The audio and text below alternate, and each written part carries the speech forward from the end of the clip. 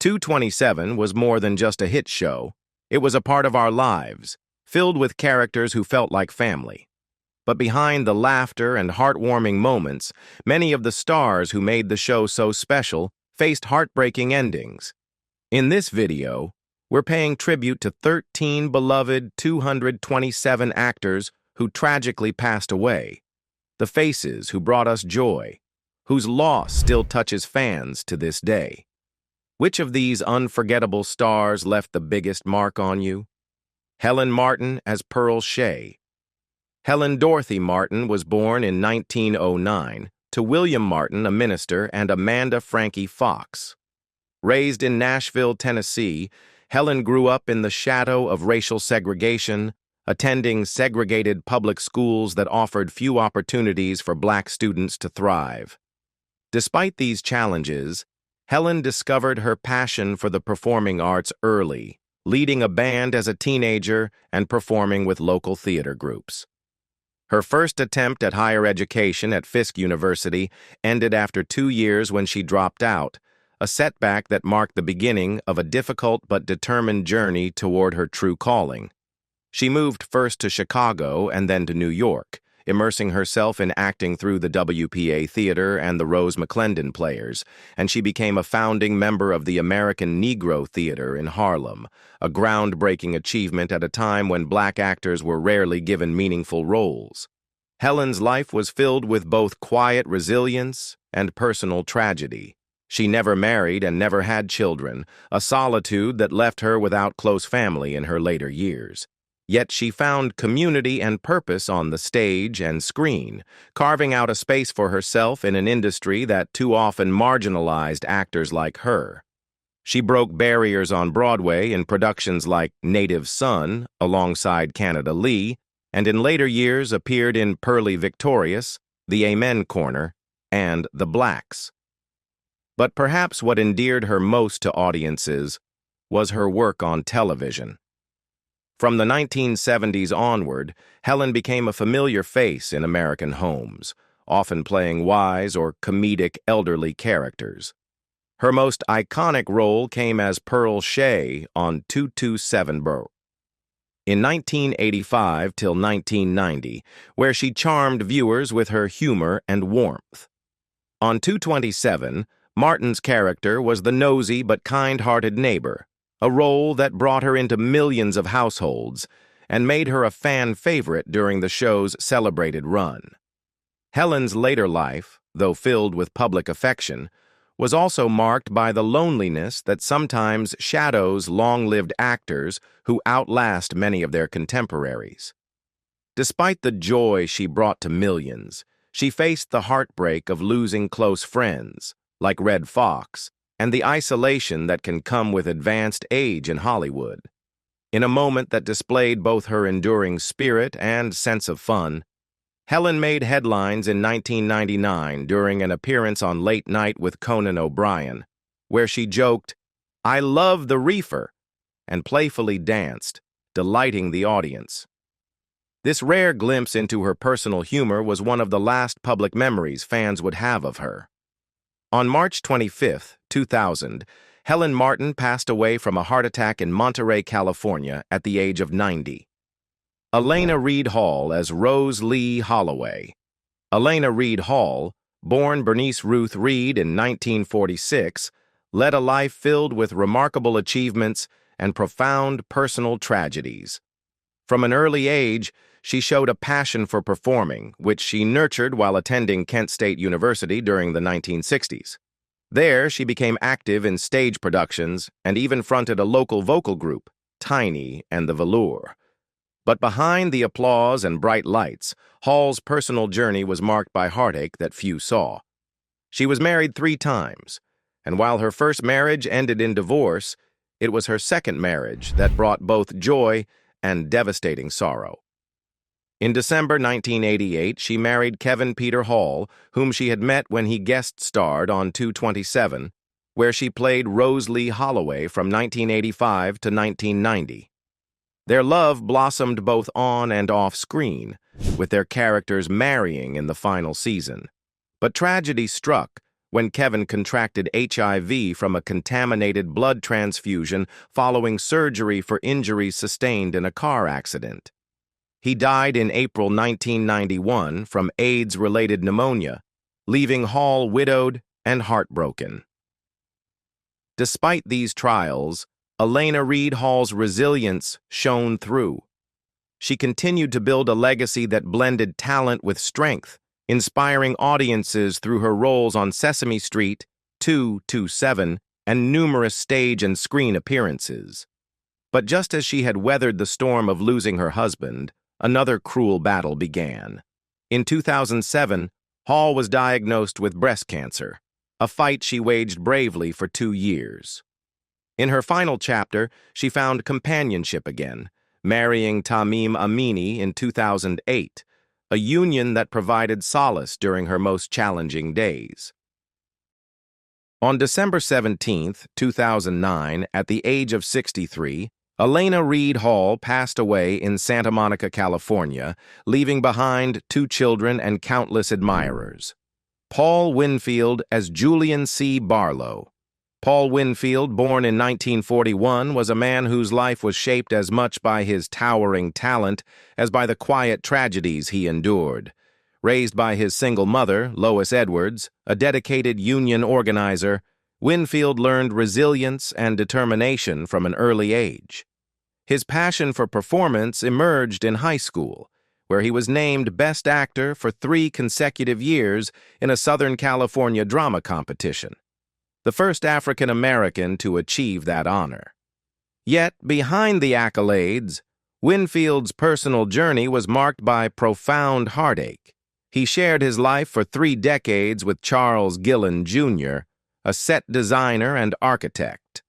Their enduring relationship brought joy and stability but ended in sorrow when Gillen died in 2002 from a rare bone disease, leaving Winfield devastated. Despite his grief, Winfield remained a dignified figure who continued to inspire through his work and advocacy. Among his many accomplishments, Winfield became a beloved presence on television, including his role 227, where he appeared in 24 episodes between 1985 and 1990. His presence on 227 connected him to a generation of viewers who admired his charm, wisdom, and commanding screen presence. Beyond the screen, he was deeply honored by organizations such as the NAACP, the Black Publishers of America, and the Black Child Development Institution of Washington, D.C. His talent earned him numerous accolades, including an Emmy Award in 1995 for his powerful guest role in Picket Fences. Yet for all his professional success, it was his quiet strength in the face of personal loss that truly defined him. In his final years, Winfield continued to lend his rich, resonant voice to projects like narrating the A&E series City Confidential and collaborating with the Boston Pops in The Unfinished Journey. But his own journey came to a close on March 7, 2004, when he died of a heart attack in Los Angeles at the age of 62. He was survived by his sister Patricia Wilson and remembered not only for his contributions to the arts, but for the grace and dignity with which he navigated both triumph and tragedy.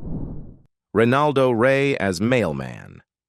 Ronaldo Ray, born in 1940, lived a life filled with both remarkable achievements and quiet personal struggles. Raised in modest circumstances, he earned a bachelor's degree in education from Kansas State Teachers College, a path that reflected his early commitment to uplifting others. Before fame found him, Ray worked as a teacher in Cleveland, where he also began performing in theater and comedy clubs. His passion for making people laugh became both his refuge and his purpose. But behind his ever-present humor was a man who, like many, faced his share of life's hardships. Ray's journey took him from small-town stages to New York City, where he joined the Harlem Theater Group and eventually to Hollywood, where brighter lights awaited. One of his most beloved television roles came in 227, where he appeared in 1989 as Ray the Mailman, delivering his signature charm to the popular sitcom's audience. Despite his success, Ray's personal life was not without tragedy. While he built a career that spanned over 50 films and more than 30 television appearances, including memorable roles in Friday and White Men Can't Jump, he endured significant health challenges.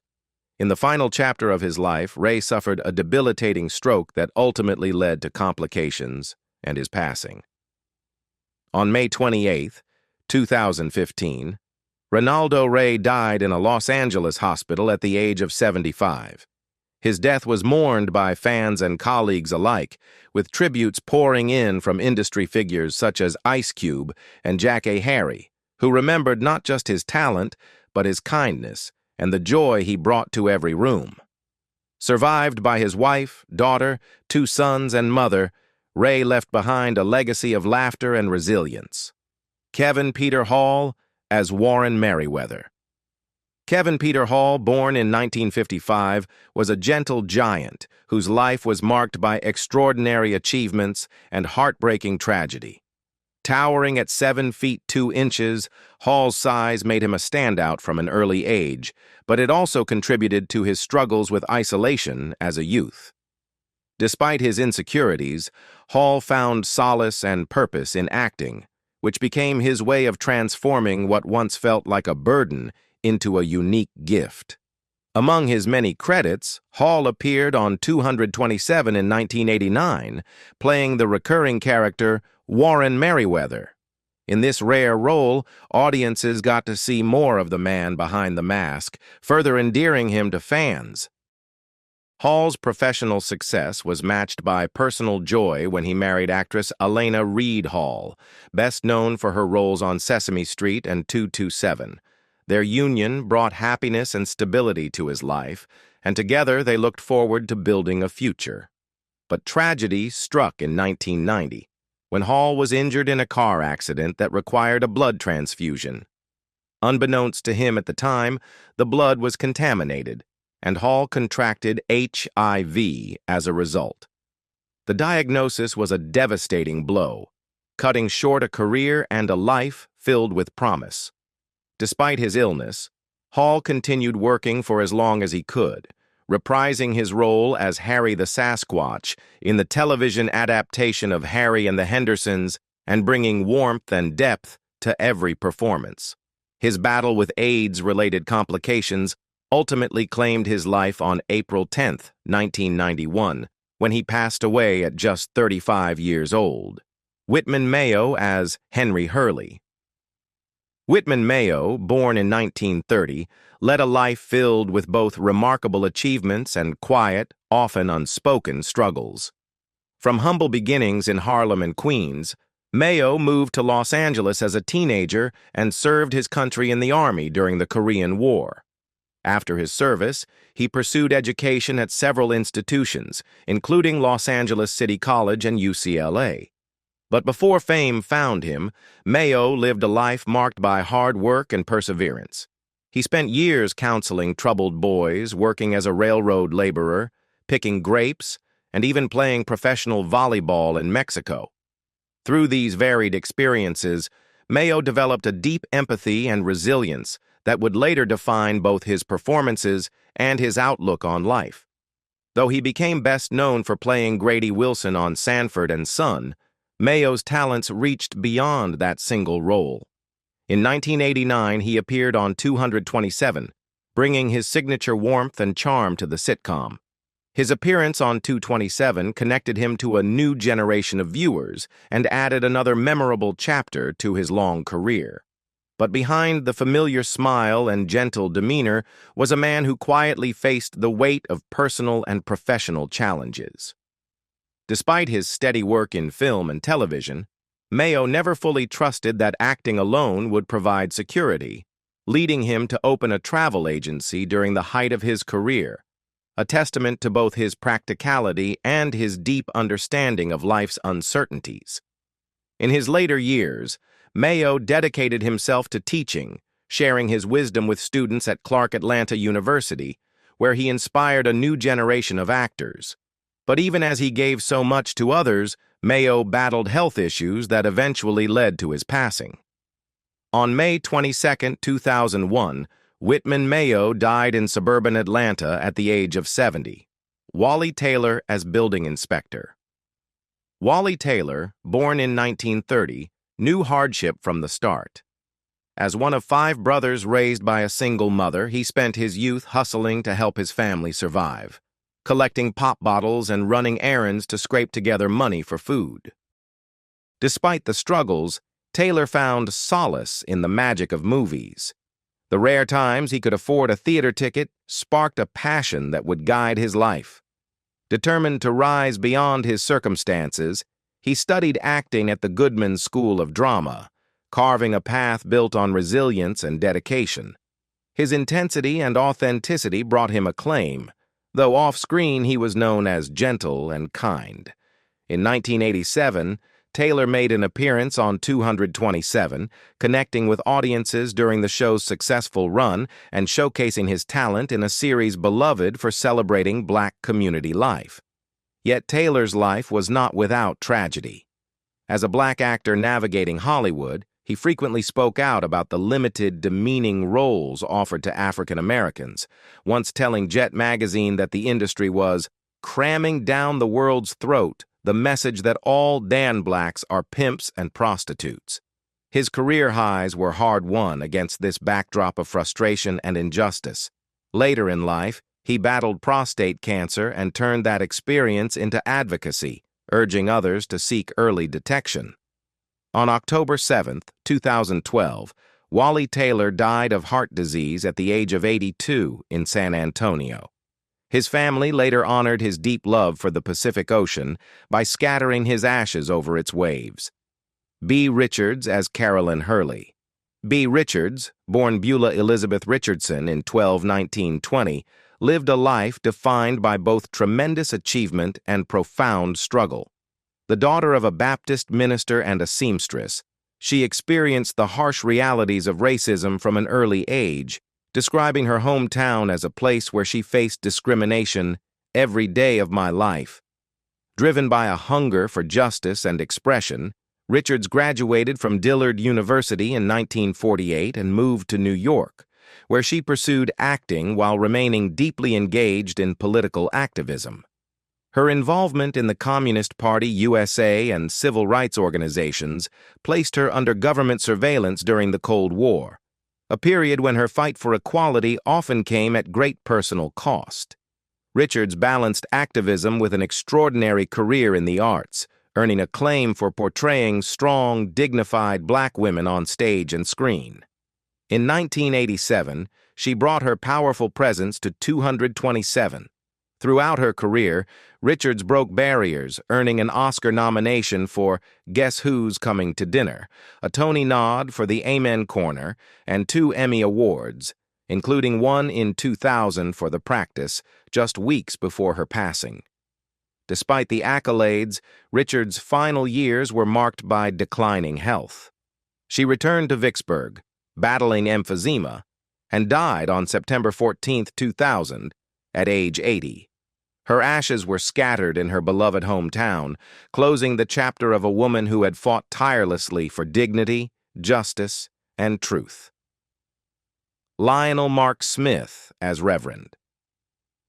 Lionel Mark Smith, born in 1946, lived a life marked by perseverance, quiet dignity, and the often unseen challenges of a Black actor navigating an industry filled with barriers. Raised in Chicago, Smith served in the U.S. Army before pursuing his passion for acting at the Goodman School of Drama.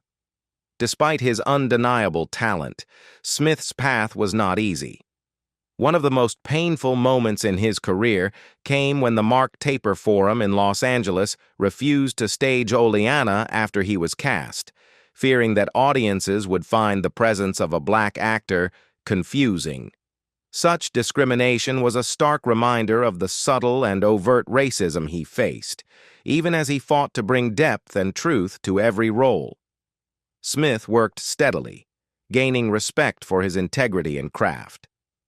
In 1989, he appeared in 227. His presence on 227 connected him to households across America, even if mainstream recognition often eluded him. Beyond television, Smith formed a lasting artistic bond with playwright and filmmaker David Mamet, appearing in several of Mamet's works, including Homicide, The Spanish Prisoner, and State and Maine. His performances were always marked by honesty and subtlety, qualities that endeared him to colleagues and audiences alike. Sadly, Smith's life was cut short when he died of cancer on February 13, 2008, in Inglewood, California, at the age of 62. Nick Latour as guard. Nick Latour, born Edgar Daniel Nixon Jr. in 1928, carried both the burden and the pride of a legacy deeply rooted in the civil rights movement. As the son of Edgar Daniel Nixon Sr., a key leader who helped bail out Rosa Parks and pushed for black voter registration, Latour's early life was steeped in the struggle for justice. Yet, beneath the shadow of this legacy, Nick forged his own path, filled with both triumph and tragedy. Driven by a love of music and storytelling, he left Alabama as a young man, adopting the stage name Nick Latour to pursue his dreams. His rich baritone voice, which once echoed civil rights anthems and spirituals, became his signature, touching hearts in nightclubs, theaters, and civil rights rallies alike. Latour's life was not without its hardships. He faced the challenges of racism and the weight of expectations tied to his father's historic role. Determined to honor that legacy while carving his own, Latour became a passionate activist in his own right. He founded the E.D. Nixon Foundation and dedicated himself to educating young people about the sacrifices of those who came before them. In 1988, Latour appeared in 227, bringing his presence to a show that celebrated black life and community. His appearance that year linked him to a generation that admired his grace both on and off screen. Despite his achievements, Latour's final years were marked by a battle with cancer, which claimed his life on February 28, 2011, at the age of 82. Surrounded by loved ones, he passed peacefully at his Los Angeles home. Julius Carry as Dale Evans. Julius Carry, born in 1952, lived a life marked by talent, resilience, and quiet battles. Growing up in the Lake Meadows neighborhood, Carry discovered his love for acting at age 15 through the Spartan Players, a group that helped him channel his energy into the arts and away from trouble. But life was not always easy for Carey. After some missteps in his youth and only a year at Quincy College, his family encouraged him to move to Los Angeles to get back on track. There, he rebuilt his life, earning a bachelor's degree in film and TV production and a master's degree in communication arts from Loyola Marymount University, a testament to his determination to rise above adversity. Though he became well known for roles like Sho'nuff in The Last Dragon, Carey's journey was filled with challenges, including the struggle to break out of typecasting and find roles that showcased his depth as an actor. In 1989, he appeared in 227, contributing his presence to a beloved show that celebrated black family life and community, and further connecting with audiences who admired his strength and charisma. Despite his many achievements, Carey's greatest battle came later in life when he was diagnosed with pancreatic cancer, a fight he faced with the same quiet courage that defined his life. On August 19, 2008, Julius Carey passed away at his home in Studio City, Los Angeles, at just 56 years old. Ron Glass as Robert Stone. Ron Glass, born in 1945, lived a life of quiet strength, marked by both remarkable achievement and personal tragedy. The son of Lethia and Crump Glass, he grew up in a modest household that instilled in him values of humility and service. Though his path eventually led him to Hollywood, Glass never forgot his roots or the hardships he encountered along the way. He initially aspired to be a teacher, but a college professor saw something in his voice and urged him to try the stage. This encouragement changed his life's course, launching a career that would touch millions. Yet, beneath the public success, Glass led a deeply private life, grappling with the isolation that can come with fame and the quiet battles of a man determined to live with integrity. In 1987, Glass appeared in 227, bringing his signature grace and warmth to the beloved sitcom. His role that year linked him to a generation of fans who admired his ability to convey both strength and sensitivity. Throughout his career, he broke barriers, notably earning an Emmy nomination for his portrayal of Detective Ron Harris on Barney Miller, and later becoming a fan favorite as Shepherd Book on Firefly. Glass's final years were marked by declining health. A devout Buddhist and a committed philanthropist, he spent his time supporting causes close to his heart, including the Al Wooten Jr. Heritage Center in Los Angeles and the Evansville African American Museum. On November 25, 2016, Ron Glass died of respiratory failure at age 71. Their voices, their laughter, their spirit, these 227 stars may be gone, but they'll always live on in our hearts. Which of their performances still brings back memories for you? Let us know in the comments. If you felt a connection to their stories, show your support by liking this video, sharing it with others who cherish 227, and subscribing for more tributes to the icons who shaped our screens.